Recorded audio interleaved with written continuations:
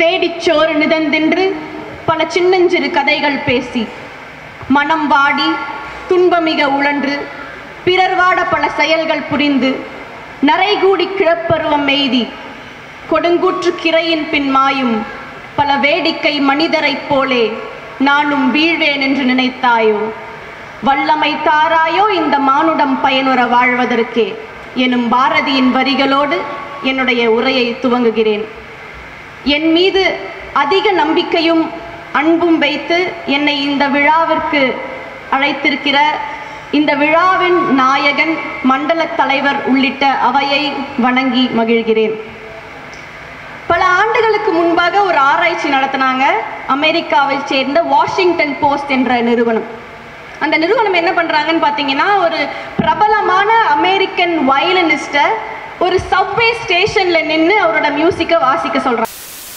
என்ன ஆராய்ச்சினா, அவர் வாசிக்கிற இசையை எவ்வளோ நேரம் எத்தனை பேர் நின்று கேட்குறாங்க அப்படிங்கிற ஒரு ஆராய்ச்சி தான்.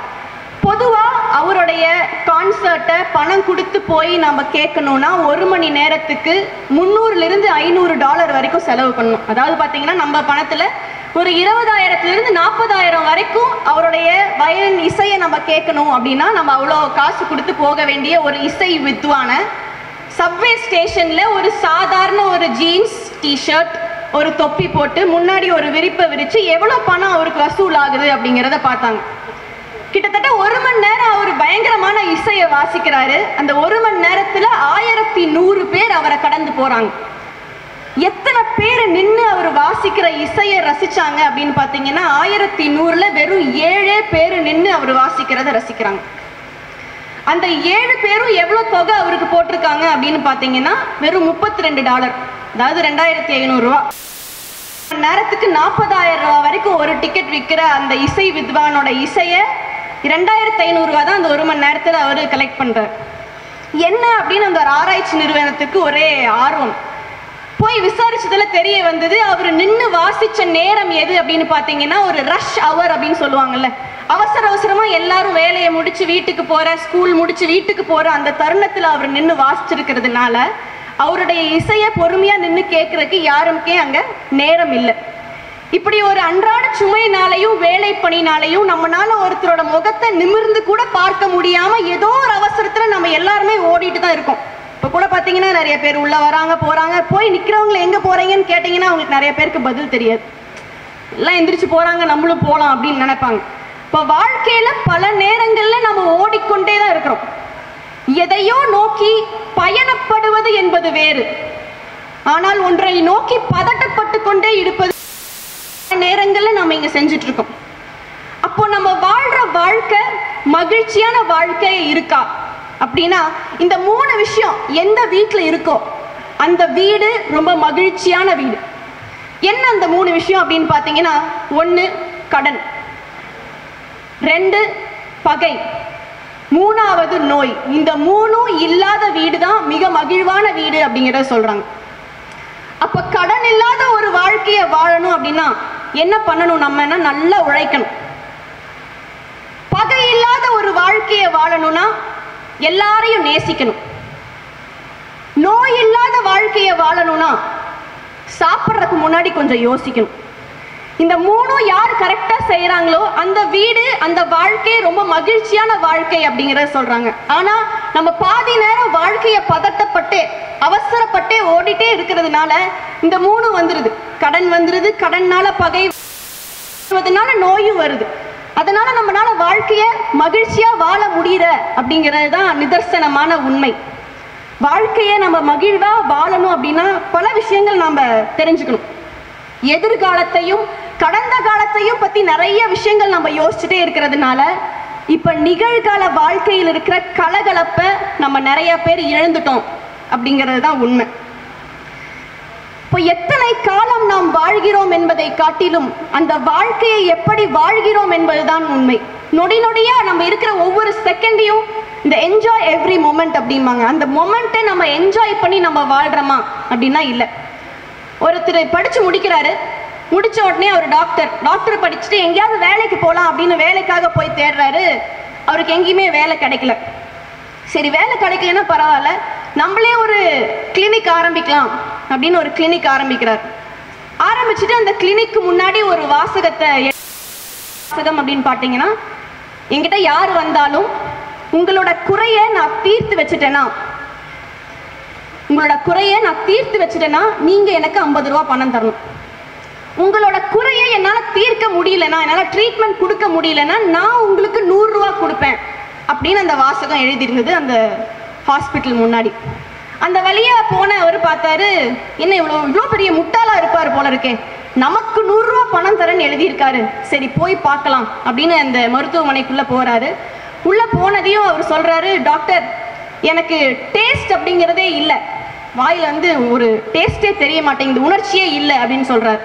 உடனே டாக்டர் என்ன பண்றாரு, அங்க இருந்த நர்ஸை கூப்பிட்டு, நர்ஸ் அந்த பாட்டில் நம்பர் 22 எடுத்து ஒரு சொட்டை அவரோட நாக்கில் வைங்க அப்படின்னு சொல்றாரு. உடனே நர்ஸும் அதே மாதிரி செய்யறாங்க. உடனே இவர் அலறிட்டு, ஐயோ இது பெட்ரோல் ஆச்சே, இதை எதுக்கு கொண்டாந்து என்னோட நாக்கில் வைக்கிறீங்க அப்படின்னு சொல்றாரு. உடனே டாக்டர் சொன்னாராம், பாரு இப்போ டேஸ்ட் தெரிஞ்சிருச்சு, கொடு அந்த 50 ரூபாவை அப்படின்னு அந்த 50 ரூபா எடுத்து வாங்கி உள்ள வச்சிடுறாரு. இவர் உடனே யோசிக்கிறார். யோசிச்சு மறுநாள் அந்த டாக்டர் கிட்ட போறாரு. போயிட்டு சொல்றாரு, டாக்டர் எனக்கு ரொம்ப ஞாபக மறதியா இருக்கு, என்னால எதையும் நினைவுல வச்சுக்க முடியல, எனக்கு எல்லாமே மறந்துடுது அப்படின்னு போய் சொல்றப்ப டாக்டர் சொல்லியிருக்காரு, நர்ஸ் அந்த பாட்டில் நம்பர் 22 கொண்டு வாமா, அதுல இருந்து எடுத்து ஒரு சொட்டை அவர் நாக்குல விடு அப்படின்னு சொல்றாரு. உடனே அந்த பேஷண்ட் சொல்லியிருக்காரு, ஐயோ அதுதான் பெட்ரோல் ஆச்சே, அதை எதுக்கு கொண்டு வரீங்க அப்படின்னு இருக்காரு. உடனே டாக்டர் சொன்னாரா, உனக்கு ஞாபகம் மறதின்னு சொன்னேன், உனக்கு ஞாபகம் வந்துருச்சு, கொடு 50 ரூபாயன்னு வாங்கி வச்சுட்டார். இப்போ இவரால் ஒன்றும் முடியல, எப்படியாவது இவர்கிட்ட இருந்து நம்ம பணம் வாங்கலாம்னு நினைச்சோமே, நம்ம கிட்ட இருந்தே பணம் வாங்கிட்டே இருக்காரே, சரி இந்த தடவை எப்படியாவது இவரை ஏமாத்திடணும் அப்படின்ட்டு போறாரு. போய் சொல்றாரு, எனக்கு கொஞ்ச நாளா கண் பார்வை மங்கிட்டே வருது, கண் பார்வை சரியா தெரிய மாட்டேங்குது அப்படின்னு சொல்றாரு. உடனே டாக்டர் சொல்லியிருக்காரு, இந்த ஒரே ஒரு பிரச்சனைக்கு மட்டும்தான் என்கிட்ட தீர்வே இல்லை, அதனால நர்ஸை கூப்பிட்டு நீ அவருக்கு 100 ரூபா கொடுத்துருமா அப்படி. நர்ஸு பணம் கொடுக்குறாங்க, வாங்கி பார்க்குறாரு, அது 50 ரூபா. உடனே சொல்றாரு, ஐயா நீங்க 100 ரூபா கொடுக்குற, நீங்க 50 ரூபா தான் கொடுத்துருக்கீங்க அப்படின்னாராம். உடனே உனக்கு கண் பார்வையும் சரியா தெரிஞ்சிருச்சு, கூட எங்கிட்ட 50 ரூபா அப்படின்னு வாங்கி வச்சிருக்காரு. இப்படி பிரச்சனை கொடுப்பதற்காக, நிறைய துன்பங்கள் கொடுப்பதற்காக நம்மை சுற்றி நிறைய பேர் இருப்பாங்க. நிறைய துன்பங்கள் நம்மளை நோக்கி வந்துட்டே தான் இருக்கும். அப்போ துன்பம் கொடுப்பவர்களை நம்ம என்ன செய்யணும் அப்படின்னா, மகிழ்ச்சியா நம்ம இருக்கணும்னா நமக்கு துன்பம் தேடி வந்து கொடுப்பவர்களை நாம் மன்னித்து விட வேண்டும். அதை காட்டிலும் மிகப்பெரிய தண்டனை அவர்களுக்கு இருக்க முடியாது என்பதை நாம் புரிந்து கொள்ள வேண்டும். எதுக்காகனா, அவங்க நிம்மதியா இருக்கிறதுக்காகல. அவங்கள மன்னிச்சிட்டோன்னு வைங்க, நம்ம நிம்மதியா இருக்கலாம். நம்ம மகிழ்ச்சிக்காகவாது அவங்கள நம்ம மன்னிச்சு விட்டுறணும் அப்படிங்கிறது ரொம்ப முக்கியமான ஒரு விஷயம். எவன் ஒருவன் மிக மகிழ்ச்சியாக இருக்க முடியும் என்றால், மாறி வரும் மாற்றங்களை யார் ஏற்றுக்கொள்கிறார்களோ அவர்தான் வாழ்க்கையில மிக மகிழ்ச்சியா இருக்க முடியும் என்பதுதான் உண்மை. ஏன்னா இப்ப நம்மளை சுத்தி எல்லாமே மாறி, மாற்றத்தை ஏற்றுக்கொள்ளும் மனிதர்களாக நாம் மாற வேண்டும். முன்னெல்லாம் நான் சின்ன பொண்ணா இருக்கும்போது மிருகங்கள்லாம் பார்க்கணும்னா ஜூல போய் எப்படி பார்த்தோம் அப்படின்னா, மிருகமெல்லாம் கூண்டுக்குள்ள இருக்கும், நம்மெல்லாம் அப்படியே சுத்தி போய் பார்த்துட்டு இருந்தோம். ஆனா இப்ப அப்படியே இருக்கு, காலம் மாறி போச்சு. நம்ம ஒரு கூண்டு வண்டி மாதிரி நம்ம போயிட்டு இருக்கோம், மிருகம்லாம் அப்படியே சுத்திட்டு இருக்கு. இந்த சிங்கம் பார்த்தீங்கன்னா அப்படியே ரோமிங்லேயே இருக்கு, நம்மெல்லாம் ஒரு கூண்டுக்குள்ள போய் பார்த்துட்டு இருக்கோம். ஏன்னா நம்மளை சுத்தி எல்லாமே இப்ப மாறிடுச்சு. முன்னெல்லாம் கடன் வாங்குவது என்பது மிக கடினமான விஷயம். பேங்க்ல இருந்து அந்த ஷூரிட்டி கையெழுத்து வாங்குறதுக்கு எத்தனை பேர்கிட்ட அந்த பேப்பரை தூக்கிட்டு அலைய வேண்டியது இருக்கு. இப்ப அரை மணி நேரத்துக்கு ஒருக்கா நம்மளுக்கே ஃபோன் கால் வருதா இல்லைங்களா? ஒரு அரை மணி நேரத்துக்கு ஒருக்கா உங்களுக்கு பேங்க் லோன் வேணுங்களா அப்படின்னு ஃபோன் வந்துட்டே தான் இருக்கு. எப்படி நம்மளை கடன்காரங்க ஆக்கலாம விட மாட்டாங்க போல இருக்கு. ஏதோ ஒரு ஃபோன் நம்மளுக்கு வந்துட்டே தான் இருக்கு, கடன் வாங்கிக்கங்க வேணுமா அப்படின்னு ஒரு கேள்வி கேட்டு. ஆனா ஒண்ணுங்க, லட்சத்துல கடன் வாங்கினா, கோடியில கடன் வாங்கணும்னு வைங்க, நான் எதுவும் சொல்லல, கொடுக்கணும்னு அவசியம் இல்லை. அதனால இப்ப நம்மளை சுத்தி நிறைய மாற்றங்கள் நிகழ்ந்துதான் இருக்கு. பேசுற வார்த்தைகள் கூட மாறி போச்சு. முன்னெல்லாம் வீட்டுல இருந்து வெளியில போகும்போது போறேன் அப்படின்னு சொன்னா வீட்டுல இருக்க பெரியவங்க என்ன சொல்லுவாங்க, போயிட்டு வரேன்னு சொல்லு, அது என்ன போறேன்னு சொல்றது அப்படின்னு சொல்லுவாங்க. ஆனா இப்ப பேசுற வார்த்தைகள்லாம் பயங்கரமா மாறிடுச்சு. இப்ப பாய் மம்மி அப்படின்னு சொல்லிட்டு எல்லாம் பயங்கரமா கிளம்பிடுறாங்க இல்லைங்களா? அதனால வார்த்தைகள் கூட மாறி போச்சு. முன்னெல்லாம் வீட்டுல ஒரு பொருள் இல்லை, எண்ணெய் இல்லை, அரிசி இல்லை அப்படின்னா இல்லைன்னு சொல்ல மாட்டாங்க. வீட்டுல அரிசி நிறைஞ்சிருக்கு, நாளைக்கு வரும்போது வாங்கிட்டு வாங்கன்னு சொல்லுவாங்க. அப்படி வீட்டுல இல்லாத ஒரு பொருள் கூட இருப்பதாக நினைத்து கொள்வதுதான் மன நிறைவு என்று வாழ்ந்து காட்டிய பாரம்பரியம் நம்முடைய பாரம்பரியம். அப்படி ஒரு பாரம்பரியத்துல வளர்ந்து வந்த நாம் இப்ப பாத்தீங்கன்னா ஒரு குழந்தை பிறந்ததிலிருந்து வளர்ந்து பெரியவங்களாகிற வரைக்கும் அந்த குழந்தை 1,60,000 எதிர்மறை எண்ணங்களை கேட்டு வளர்கிறது அப்படின்னு சொல்றாங்க. ஒரு 1000 இப்போ இத்தனை எதிர்மறை எண்ணங்களை கேட்டு வளர்கிற அந்த குழந்தை எப்படி ஒரு நல்ல நேர்மறையான வாழ்க்கையை வாழ முடியும் அப்படிங்கிறது மிகப்பெரிய கேள்விக்குறி. இங்க குதிக்காத, அங்க ஓடாத, இதை செய்யாத, அதை செய்யாததான் பாதி நேரம் நம்ம சொல்லிட்டு இருக்கோம். அந்த எதிர்மறை எண்ணங்களையே கேட்டு வளர்கிறது அந்த குழந்தை.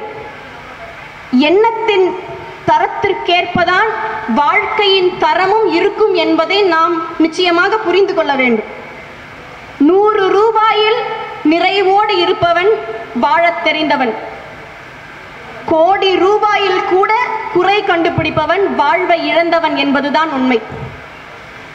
சார்லி சாப்ளின் இருக்கார் இல்லைங்களா, அவருடைய உடல் மொழியின் மூலமாகவே அனைவரையும் வாழ்த்திய ஒரு மிகப்பெரிய ஒரு ஆர்டிஸ்ட் யார் அப்படின்னு பார்த்தீங்கன்னா சார்லி சாப்ளின் தான். நகைச்சுவை உடல் மொழியிலேயே காட்டினார். எந்த அளவுக்கு ஒரு மிகப்பெரிய ஒரு ஆர்டிஸ்ட் அப்படின்னு பார்த்தீங்கன்னா, ஒரு முறை அவர் ஒரு நாடகம் போடுறாரு. அந்த நாடகத்துல அவர் ஹிட்லரை கிண்டல் செய்து அவர் நடிக்கிறார்.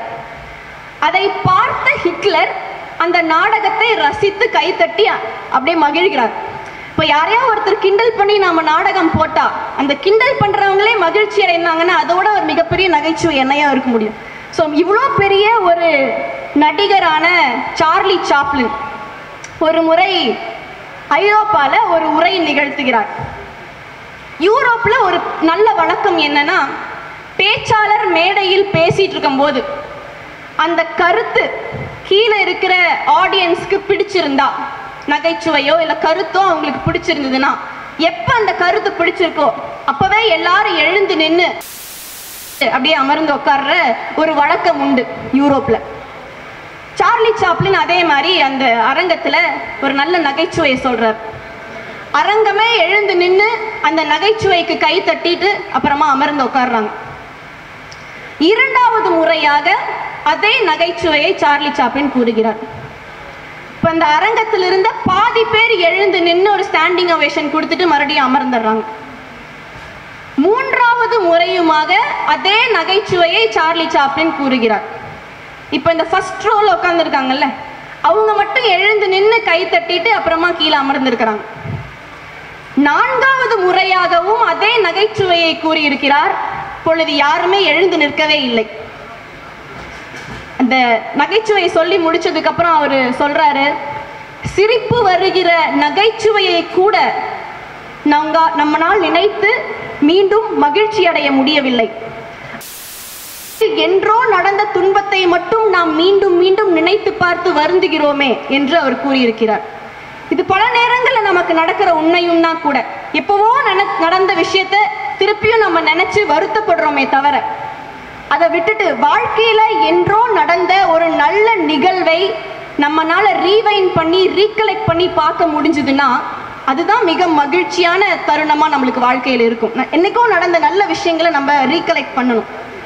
வாழ்க்கை உங்களுக்கு அழுவதற்கு 100 காரணங்கள் கொடுத்திருக்கிறது என்றால், மகிழ்ச்சியாக இருப்பதற்கு 1000 காரணங்கள் நம்மிடையே இருக்கின்றது என்பதை நாம் திருப்பி காட்ட வேண்டும். எனக்கு இந்த வாழ்க்கை தருணத்தை பத்தி பேசும்போது என்னுடைய வாழ்க்கையில் நடந்த ஒரு நிகழ்வை உங்களோட நான் பகிர்ந்துக்கணும் அப்படின்னு ஆசைப்படுறேன். நான் இந்த பயிற்சியாளராக என்னுடைய துறையை ஆரம்பிக்கிறதுக்கு முன்னாடி நான் ஒரு கல்லூரியில 10 ஆண்டுகளாக விரிவாளராக அசிஸ்டன்ட் ப்ரொஃபஸராக வேலையில் இருந்தேன். என்னதான் பல பேட்சஸ் பல மாணவர்கள் என்னிடம் படித்து சென்றிருந்தாலும் இந்த ஃபர்ஸ்ட் பேட்ச், இந்த முதல் பேட்ச் அப்படிங்கிறவங்க ரொம்ப ஸ்பெஷல். அவங்க இன்னும் என் கூட டச்சில் இருக்காங்க. அதில் ஒரு பையன் என்னுடைய ரெகுலர் டச்சில் இருக்கிற ஒரு பையன். அந்த பையனோட பேர் அசனுல்லா அப்படிங்கிற பையன். இன்றைக்கும் டீச்சர்ஸ் டே ஆனால் எனக்கு மெசேஜ் அனுப்புவான். ரெகுலராக அவன் என்ன பண்ணுறான் அப்படிங்கிற என்னோட தொடர்பில் இருக்கணும். அந்த பையன் என்னோட சப்ஜெக்டில் எப்பவுமே நம்பர் 1 மார்க். ஸோ ஃபஸ்ட் செமிஸ்டரில் நம்பர் 1 A கிரேட் வாங்கினான். So excellent in all subjects. Second செமிஸ்டர்லேயும் அந்த கிளாஸ்க்கு ஒரு பேப்பர் எடுக்கிறதுக்கு போகிறேன். அந்த பேப்பரில் என்னோட சப்ஜெக்டில் full mark. Extra internal correction வெளியில போகுது, யூனிவர்சிட்டியிலும் கரெக்ட் பண்ணி வருது. ரிசல்ட் பார்த்தீங்கன்னா அந்த பையன் என்னோட சப்ஜெக்ட்ல ஃபெயில் ஆயிடுறான். இப்போ எல்லா ஆசிரியர்களுக்கும் சரி அந்த மாணவனுக்கும் மிகப்பெரிய அதிர்ச்சி. எப்படி கிளாஸ்ல இன்டர்னல்ல ஃபுல் மார்க் வாங்கின ஃபர்ஸ்ட் மார்க் வாங்குற பையன் எக்ஸ்டர்னல் எக்ஸாமினேஷன்ல ஃபெயில் ஆயிட்டான் அப்படிங்கிறது மிகப்பெரிய அதிர்ச்சியா இருக்கு. அந்த ரிசல்ட் வந்ததுக்கு அப்புறம் அன்னைக்கு கல்லூரியில ஒரு பரீட்சை இருந்தது. அந்த பரீட்சையை எழுதும் போது அந்த மாணவனுக்கு நான் இன்விஜிலேஷனுக்கு போயிருந்தேன். இப்போ அந்த பரீட்சை எழுதும் போது பார்த்தீங்கன்னா என்ன பார்க்குறான், பேப்பர்ல ஏதோ எழுதுறான், பதில் எழுதுற மாதிரி மட்டும் எனக்கு தெரியல. அந்த 1.5 மணி நேரம் இன்விஜிலேஷன் முடிஞ்ச பிறகு அந்த பையன் என்னதான் எழுதியிருக்கான் அப்படின்னு அந்த பேப்பரை எடுத்து படிக்கிறேன். அந்த பேப்பர்ல வரிகள் இருந்தது. ஃபர்ஸ்ட் பேஜ்ல 4 ஆன்சர் எழுதியிருக்கான், அடுத்த பக்கம் எம்டி, அதுக்கு 3வது பக்கத்துல இந்த வரிகள். எந்தன் கண் முன்னே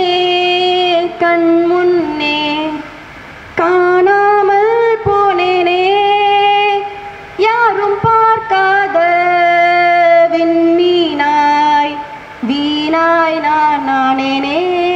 இது ஏன் பாட்டா பாடுறேன்னா, இது ஆக்சுவலா நண்பன் திரைப்படத்துல வந்து ஒரு பாடல். மதன் கார்கி எழுதின வரிகளை அந்த பையன் அந்த 3வது பக்கம் ஃபுல்லா நிரப்பி வச்சிருக்கான். இதை படிச்சுட்டு எனக்கு மிகப்பெரிய அதிர்ச்சிக்கான காரணம் என்னன்னா, அந்த படத்துல இந்த பாட்டை எழுதி வச்சுட்டு அந்த பையன் ஹாஸ்டல் மாடியிலிருந்து மேல இருந்து கீழே குதிச்சு தற்கொலை செஞ்சுக்குவான். எனக்கு இப்போ பகீர்னு ஆயிடுச்சு. ஏன்னா அது இந்த பையன் இப்படி ஒரு பாட்டை இந்த பேப்பர்ல எழுதி வச்சிருக்கானே, என்ன பண்றது அப்படின்னு அந்த பிரேக்ல அந்த பையனை கூப்பிட்டு ஏன் இப்படி எழுதியிருக்க அப்படின்னு கேட்டேன். உடனே அந்த பையன் சொன்னா, உங்களுக்கே தெரியும் எங்கள் குடும்ப சூழல் எப்படின்னு, இப்படி ஒரு அரியர் வந்துருச்சுன்னா நல்ல கம்பெனியில் வேலை கிடைக்காது அப்படின்னு நிறையா சீனியர்ஸ் சொல்லியிருக்காங்க. அதனால் நான் என்ன பண்ணுறதுன்னு தெரில, ஒரே வருத்தத்தில் இருந்தேன், அதனால் எழுதி வச்சுருக்கேன் அப்படின்னு சொன்னான். இப்போ நம்ம மோட்டிவேஷனல் ஸ்பீக்கர் வேற இல்லை, ஒரு மணி நேரம் அவனை உட்காரச்சு பயங்கரமாக அவனுக்கு மோட்டிவேஷன் கொடுத்து, இதெல்லாம் ஒன்றும் இல்லைப்பா, நீ ரீவேல்யூஷன் போடு, எப்படியும் பாஸ் ஆயிடுவ, ஒன்றும் கவலைப்படாத அப்படின்னு நான் சொல்லி அனுப்பிட்டேன். சொல்லி அனுப்புனதுக்கப்புறம் மனசில் ஏதோ ஒரு நெருடல் இருந்துகிட்டே இருந்தது. ஸ்டூடெண்ட் ரெக்கார்டை வாங்கி அவங்க அப்பாவோட ஃபோன் நம்பர் எடுத்து அவங்க அப்பாவுக்கு ஃபோன் பண்ணேன். ஏன்னா அந்த பையனுக்கு அம்மா இல்லை.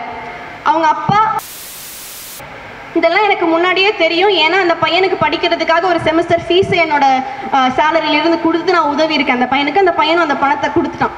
இப்போ அவங்க அப்பாவுக்கு ஃபோன் பண்ணி நான் பேசுகிறேன், இப்படி ரிசல்ட் வந்திருக்குங்க ஐயா, உங்கள் பையன் கொஞ்சம் டிஸ்டர்ப்டாக இருக்கான், இன்னைக்கு சாயந்தரம் மட்டும் அவன் காலேஜ்லேருந்து வீட்டுக்கு வந்ததுக்கப்புறம் உங்கள் கடைக்கு நீங்கள் போகாமல் இன்னைக்கு சாயந்தரம் மட்டும் உங்கள் பையன் கூட நீங்கள் இருங்க அப்படின்னு நான் சொல்கிறேன். சரிம்மா, உங்களை பற்றி நிறைய தம்பி சொல்லியிருக்காரு, இன்னைக்கு நான் சாயந்தரம் அவன் கூட இருக்கேன், நாளைக்கு பஸ் ஏற்றி விட்டதுக்கப்புறம் நான் என் கடையை திறந்துக்கிறேன் அப்படின்னு சொல்கிறார். ஸோ வீட்டுக்கு போகிறான், அந்த பையன் அவங்க அப்பா கூடயே இருந்திருக்கிறான். அடுத்த நாள் காலையில் நேராக வந்து என்கிட்ட வந்து பார்த்தான்.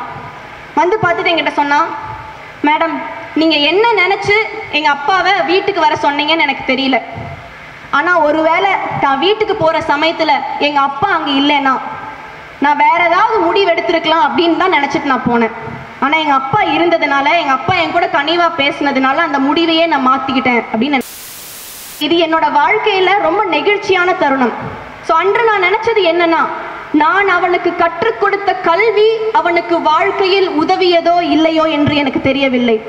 ஆனால் ஒரு ஆசிரியையாக அந்த மாணவன் மீது நான் காட்டிய அன்பு அவனை உயிர் பிழைக்க வைத்தது, அவனை வாழ வைத்தது, அவனை உயர்த்தியது என்றால் அது மிகையல்ல. அவன் இப்போ ஒரு பெரிய ஹாஸ்பிட்டலில் ஒரு HR மேனேஜராக இருக்கான். தொடர்ந்து ஒவ்வொரு ஆண்டும் எனக்கு ஒரு மெசேஜ் வரும், எத்தனையோ ஆசிரியர்களை நான் கடந்திருக்கிறேன், ஆனால் எனக்கு மிகச்சிறந்த ஆசிரியர் யார் என்றால் நீங்கள் தான் என்று எனக்கு ஒரு ஆசிரியர் தினத்தன்று அவன் அனுப்புகிற அந்த SMS தான் என்னை வந்து ரொம்ப மகிழ்ச்சியாக இருக்க வைக்கிற தருணம். அப்போ நாம் ஒன்று புரிஞ்சுக்கணும், என்னன்னா அன்பை காட்டிலும் இந்த உலகில் மிகச்சிறந்தது எதுவுமே இல்லை என்பதை நாம் புரிந்து கொள்ள வேண்டும். நண்பர்களோடு ஒரு இரவு வந்து ஒருத்தர் ஸ்பெண்ட் பண்ணுறார், நல்லா மகிழ்ச்சியாக மதுபானங்களோடு. அவர் அந்த இரவு முடித்த பிறகு காலையில் எழுந்து வாட்ஸ்அப் குரூப், ஃப்ரெண்ட்ஸுக்குன்னு ஒரு வாட்ஸ்அப் குரூப் இருக்கும்ல, அந்த வாட்ஸ்அப் குரூப்பில் ஒரு மெசேஜ் அனுப்புகிறார், நீங்கள் எல்லாரும் என்னை அப்ரிஷியேட் பண்ணியே ஆகணும், ஏன்னா நைட்டு எவ்வளோ தான் நான் ட்ரிங்க் பண்ணியிருந்தாலும் ட்ரங்க் அண்ட் ட்ரைவ் பண்ணக்கூடாது அப்படிங்கிற ஒரே காரணத்துக்காக நான் அங்கிருந்து கால் டாக்ஸி பிடிச்சி என்னோட வீட்டுக்கு நான் வந்தேன் அப்படின்னு மெசேஜ் அனுப்பியிருக்கார். உடனே அந்த வாட்ஸ்அப் குரூப்லேருந்து இன்னொரு ஃப்ரெண்ட் அனுப்பியிருக்காரு, டே நேற்று பார்ட்டி நடந்ததே உன் வீட்டில் தான், நீ கால் டாக்ஸி பிடிச்சி எந்த வீட்டுக்கு போனேன்னு எனக்கு தெரியல, எதுக்கும் கொஞ்சம் செக் பண்ணிக்கோ அப்படின்னு சொல்லியிருக்கார். நான் எதுக்காக சொல்றேன்னா, இந்த மாதிரி நம் மீது அக்கறையும் அன்பும் காட்டுகிற நண்பர்களும் உறவுகளும் நம் கூட இருக்கும் வரை நம் வாழ்க்கை எப்பொழுதும் மகிழ்ச்சியாக இருக்கும் என்பதில் எந்தவித மாற்று கருத்தும் இல்லை. ஏன்னா இப்படி ஒரு மகிழ்ச்சியான நாடா நம்ம நாடு வரணும் அப்படின்னா மிகப்பெரிய ஒரு சேலஞ்ச் தான். ஏன்னா வருடம் வருடம் உலகிலேயே மிக மகிழ்ச்சியான நாடு எது அப்படிங்கிற ஒரு ஆராய்ச்சி நடத்தி, அந்த ஆராய்ச்சியில தொடர்ந்து 4-5 ஆண்டுகளாக ஒரே நாடு நம்பர் 1 ரேங்கிங்ல வருது. அது என்ன நாடு அப்படின்னு பார்த்தீங்கன்னா ஃபின்லாந்து அப்படிங்கிற நாடு தான். அந்த நாடு ஏன் தொடர்ந்து மகிழ்ச்சியான நாடா உலகத்திலேயே வர முடியுது அப்படின்னு நானும் நிறைய ஆர்டிகிள்ஸ் படிக்க ஆரம்பிச்சேன் அந்த நாட்டை பத்தி.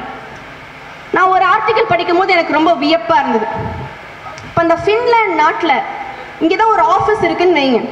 இந்த ஆஃபீஸ் பக்கத்தில் அந்த ஆஃபீஸ்க்கான பார்க்கிங் ஜோன் வச்சுருக்காங்க. இப்போ முதல் கார் அந்த ஆஃபீஸ்க்குள்ளே வருது, பார்க்கிங் பண்ணணும் அப்படின்னா யாரும் அந்த ஆஃபீஸ் பக்கத்தில் இருக்கிற ஸ்பேஸில் நிறுத்துறது இல்லை, தூரமாக கொண்டு போய் அந்த ஓரமாக இருக்கிற பார்க்கிங் ஸ்பேஸில் தான் கொண்டு போய் வண்டியை பார்க் பண்ணுறாங்க. இந்த மாதிரி ஒருத்தர் இல்லை, அந்த காருக்கு தொடர்ந்து வர எல்லாருமே தூரமாக தள்ளி தள்ளி நிறுத்திட்டு நடந்து வராங்க. அப்போ போய் கேட்குறாங்க, ஏன் பக்கமாகவே இடம் இருக்குல்ல, ஏன் இவ்வளோ தூரமாக வண்டியை போய் பார்க் பண்ணிட்டு வரீங்க அப்படின்னு கேட்டப்போ அவங்க எல்லாம் சொன்ன பதில் என்னன்னா, எங்களுக்கு நிறைய நேரம் இருக்குது, நாங்கள் அங்கே காரை நிறுத்திட்டு நாங்கள் இறங்கி நடந்து போகிறக்கான நேரம் எங்களுக்கு இருக்குது. அவசர அவசரமாக எங்களுக்கு பின்னாடி வரவங்களுக்கு அவ்வளோ தொலைவில் காரை நிறுத்திட்டு வர்றதுக்கான வாய்ப்பு இருக்காது, அதனால தான் நாங்கள் எல்லாருமே காரை அங்கே தள்ளி நிறுத்திட்டு வரோம் அப்படின்னு சொல்கிறாங்க.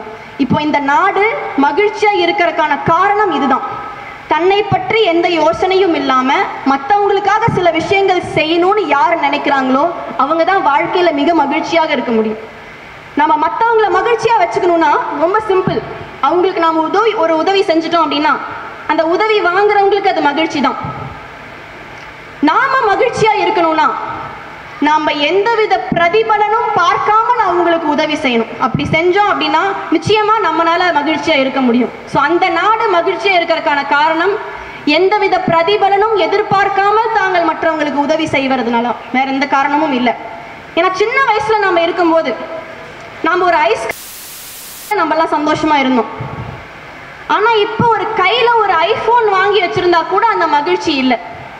காரணம் என்னன்னா, சின்ன வயசுல நம்மளுக்கு எந்தவித எதிர்பார்ப்பும் இல்லை. பெரிதாகி வளரும் பொழுது நம்மளுடைய எதிர்பார்ப்பும் அதிகமாகிறது, நம்மளுடைய மகிழ்ச்சி குறைந்து கொண்டே இருக்கிறது என்பதுதான் உண்மை. அப்போ உங்களுக்கு ஒரு டவுட் வரும்ல, ஃபின்லாந்து நாடு நம்பர் 1 நாடா இருந்தா இந்த மகிழ்ச்சிக்கான ரிப்போர்ட்ல இந்தியாவோட நிலைமை என்ன அப்படிங்கிற ஒரு கேள்வி உங்க மனசுக்குள்ள இப்பெல்லாம் வந்திருக்கும் அப்படின்னு நான் நினைக்கிறேன். அங்க நம்மளுக்காக பார்க்கிங் ஸ்பேஸ் விட்டுட்டு காரை நிறுத்துறாங்க. இங்க நம்ம 4 கார் நிறுத்த வேண்டிய இடத்துல ஒரு காரை நிறுத்திட்டு நம்ம இறங்கி போறோம். நான் ட்ரெயின் ஜேர்னிலாம் போகும்போது பார்க்குறேன், சத்தமா பாட்டை வச்சுட்டு ஒரு வீடியோ கேட்கறதும் பார்க்கறதும் மற்றவர்களை பத்தின சிந்தனை கொஞ்சம் கூட நம்மளுக்கு இல்லை. நான் சமீபமா தியேட்டர்ல போய் பார்த்த படம் எதுன்னு பார்த்தீங்கன்னா, ரஜினிகாந்த் சார் நடித்த ஜெயிலர் படம் போய் பார்த்துருங்க. அந்த படம் பார்க்கும்போது என்னோட இருக்கை வந்து அந்த ரோலை கடைசி இந்த இன்டர்வல் பிளாக் விட்டதையும் நடுவில் இருந்து ஒரு பையன் ஒரு 20-25 வயசு இருக்கும், இந்த பையன் எழுந்து போகும்போது பார்த்தீங்கன்னா என் காலை மிதிச்சுட்டு அவனும் திரும்பி பார்க்குறான், நானும் அவனை பார்க்குறேன். நான் அவன்கிட்ட இருந்து எதிர்பார்த்தது ஒரே ஒரு விஷயந்தான், சாரிங்க அப்படின்னு சொல்லுவான்னு. அவனும் என் மூஞ்சி ஒத்து பார்க்குறான், நானும் அவனை பார்க்குறேன், அவன் இறங்கி போயிடுறான். இன்டர்வல் முடிஞ்சிருச்சு, படம் போட்டு 5 நிமிஷம் ஆகுது, அந்த பையன் வரல. அந்த பையன் வருவான்னு நான் காத்துட்டு இருக்கேன் படத்தை பார்க்காம. அந்த பையன் ஒரு ட்ரே வழியாக பாப்கார்னும் கொக்கோ கோலா அதெல்லாம் கொண்டு வந்துட்டு வேகமாக வந்து நான் உட்காந்துருந்த ரோவை தாண்டி மேலே போயிட்டான். இப்போ நான் உடனே திரும்பி அந்த பையனை பார்க்குறேன், அவனும் என்னை பார்த்துட்டு கீழே இறங்கி வந்து என்கிட்ட கேட்டான், மேடம் போகும்போது உங்கள் காலை தான் முதிச்சனா அப்படின்னு. ஆமாம் அப்படின்னு. அப்போ நான் உட்காந்துருந்தது இந்த ரோ தான் அப்படின்னு சொல்லிட்டு வேகமாக உள்ளே போயிட்டான். இப்போ நான் அந்த பையன்கிட்ட இருந்து எதிர்பார்த்தது ஒரு சின்ன சாரி தான். அப்ப அந்த சாரி சொல்லல, மற்றவங்களை பத்திய சிந்தனை நம்மளுக்கு கொஞ்சம் கூட இல்லைன்னா அப்ப இந்தியாவோட நிலைமை. 46 நாடுகளுக்கு நடந்த அந்த ஆய்வுல இந்தியாவோட ரேங்கிங் 126. ஆனா ஒரு நற்செய்தி என்னன்னா, போன வருடம் இருந்ததோட இந்த வருடம் கொஞ்சம் முன்னாடி வந்திருக்கோம் அப்படிங்கிறது தான். இப்போ நம்ம செய்யற சேவையில் கூட நிறைய இடங்கள்ல விளம்பரம் தேடிக்கொண்டே தான் இருக்கிறோம். எங்க ஊர்ல மாரியம்மன் கோயில்ல டியூப் லைட்ல எழுதி வச்சிருக்காங்க, உபயம் ராமசாமி அவர்கள், தொடர்புக்கு எண், முகவரி அப்படின்லாம் போட்டு டியூப்லைட்டில் எழுதியிருக்காங்க. அந்த டியூப்லைட்ல இருந்து வெளிச்சத்தையே காணும், ஏன்னா ஃபுல்லாக எழுத்தா நிரப்பி இருக்கு. இப்படி ஒரு சின்ன சேவை செஞ்சா கூட பயங்கரமா விளம்பரம் தேடி சோசியல் மீடியால லைக் வாங்கணும் அப்படின்னு நினைக்கிற இந்த காலகட்டத்தில் கூட தனக்கு சொந்தமான 1 ஏக்கர் 52 சென்ட் நிலத்தை, கிட்டத்தட்ட 7.5 கோடி ரூபாய் மதிப்புள்ள இடத்தை பள்ளி கல்வித்துறைக்கு எந்தவித விளம்பரமும் இல்லாமல் ஆர்ப்பாட்டமும் இல்லாமல் கொடுத்துவிட்டு அடுத்த நாள் தன்னுடைய அன்றாட வேலை கிளர்க் வேலைக்கு சென்ற மதுரை மாவட்டத்தை சார்ந்த பூர்ணமம்மாள் போன்ற மனிதர்கள் இன்னும் வாழ்வதால் தான் நம்ம இந்த ரேங்கிங்ல முன்னாடி வந்திருக்கோம்னு நினைக்கிறேன். இன்னொரு முக்கியமான ஒரு ரியல் இன்சிடென்ட் நம்ம தெரிஞ்சுக்கணும். Lakshmi Agarwal, acid attack survivor Lakshmi Agarwal, கூகுளில் போய் தேடினீங்க அப்படின்னா தன்னுடைய முகம் எப்படி இருந்தது, எப்படி மாறிடுச்சு ஆசிட் அட்டாக் அப்புறம் அப்படின்னு தெரியும். வெறும் 15-16 வயசான லக்ஷ்மி அகர்வால் மீது தன்னுடைய காதலை நிராகரித்த ஒரே காரணத்திற்காக தன் முகத்தின் மீது தன் உடம்பின் மீதும் ஆசிடை வீசி சென்ற ஒரு நபர். அதுக்கப்புறம் அந்த பொண்ணு பட்ட கஷ்டம் என்ன, வேதனை என்னன்னு ஒரு ஆவணப்படமாவே எடுத்திருக்காங்க, போய் நம்ம பார்த்தா தெரியும். பொதுவாகவே ஒரு சின்ன எண்ணெய் நம்ம கையில் பட்டுச்சுனாலே இந்த சூடு நம்மளால தாங்க முடியாது இல்லைங்களா. ஒரு ஆசிட் அப்படின்னு தன்னுடைய உடம்புல, அதாவது எந்த வித டைல்யூஷனும் இல்லாமல் ஒரு ஆசிடை தன்னுடைய முகத்திலையும் உடம்புலையும் ஊற்றி தன் மேல இருந்ததா லக்ஷ்மி அகர்வால் மேல. அதாவது காப்பாற்ற போறப்போ வண்டியில எடுத்துட்டு போகும்போது அந்த வண்டியில் இருக்கிற சீட் கூட மெல்ட் ஆயிருக்கு. ஸோ அந்த அளவுக்கு சூடு. தண்ணி குடிக்கலான்னு தாகமா இருக்கும், ஆனா தாகம் தீர்ப்பதற்காக தண்ணீர் குடிக்க முடியாது, ஏன்னா அதனோட எவாப்ரேஷன் லெவல் ஜாஸ்தி. ஸோ அப்படி தன் மீது ஆசிட் அட்டாக் ஆகி கிட்டத்தட்ட ஒரு 15-20 அறுவை சிகிச்சைகள் தன் முகம் மாதிரி, மூக்கு மாதிரி, காது மாதிரி, கண்ணு மாதிரி ஒட்ட வச்சிருக்காங்க. அப்படி அந்த லக்ஷ்மி அகர்வால் ஒரு நாள் புறப்பட்டு வெளியில போகும்போது அவங்க அம்மா எங்க போற அப்படின்னு கேட்குறாங்க. அவ சொல்றா, நான் பொதுநல வழக்கு போட்டிருக்கேன். எதுக்காக பொதுநல வழக்கு போட்டிருக்கேன்? இந்த ஆசிட் 30 ரூபா கொடுத்து ஒரு ஆசிடை வாங்கி எந்த வாழ்க்கையை வேணாலும் சீரழிச்சிடலாம் அப்படின்னு இந்த ஆசிட் கிடைக்கிற சேல்ஸை ஸ்டாப் பண்ணணும், பேன் பண்ணணும் அப்படிங்கிறதுக்காக ஒரு பொதுநல வழக்கு போட்டிருக்கேன், அதுக்காக நான் போறேன் அப்படின்னு சொல்றான். அப்போ தனக்கு நேர்ந்த யாருக்கும் நிகழக்கூடாது என்று லக்ஷ்மி அகர்வால் நினைத்த எண்ணம் தான் நீங்க மிகப்பெரிய விஷயமா எனக்கு படுது. அதுக்காக அவன் 1 வருஷம் 2 வருஷம் இல்லைங்க, 7 வருஷம் போராடுறான். 7 வருடங்களுக்கு பிறகு அப்பவும் பேன் பண்ணலையே தவிர ரெகுலேட் தான் ஆயிருக்கு. இன்னமுமே சேல்ஸ் கண்டினியூ ஆகிட்டு தான் இருக்கு. இப்போ நான் அந்த பொண்ணுக்கிட்ட ஒரு இன்டர்வியூவர் போய் கேட்குறாங்க. ஸோ அந்த ஒரு விஷயத்தை மட்டும் சொல்லி என்னோட உரையை நிறைவு செய்யணும்னு நினைக்கிறேன். ஒரு இன்டர்வியூவர் போய் லக்ஷ்மி அகர்வால்கிட்ட கேட்குறாங்க, உங்கள் வாழ்க்கையிலேயே ரொம்ப நீங்கள் பயந்த தருணம் எது, ரொம்ப சேலஞ்சிங்காக நீங்கள் பயப்பட்ட தருணம் எது அப்படின்னு போய் லக்ஷ்மி அகர்வால்கிட்ட கேட்டபோது நான் கூட நினச்சேன் அந்த ஆசிட் தன் மேலே போட்ட அந்த தருணமாக இருக்கும், இல்லாட்டி தனக்கு அறுவை சிகிச்சை நடந்த அந்த தருணமாக இருக்கும்னு சொல்லுவாங்க.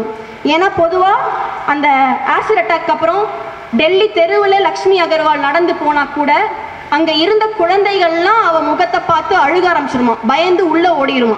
அதனால துப்பட்டால தைத்து கொண்டே தான் அவள் சென்றிருக்கிறாள். அப்போ வாழ்க்கையில் மிக பயமான தருணம் அவளுக்கு எப்போ இருந்ததுன்னு அவள் சொல்றான்னா, நான் கல்யாணம் பண்ணிட்டேன், கல்யாணத்துக்கு அப்புறம் நான் பிரெக்னென்ட் ஆனப்போ அந்த 9 மாதம் நான் கருவை சுமக்கும் போது நான் பட்ட பயம் நான் வாழ்க்கையில எப்பவுமே பயப்படவே இல்லை.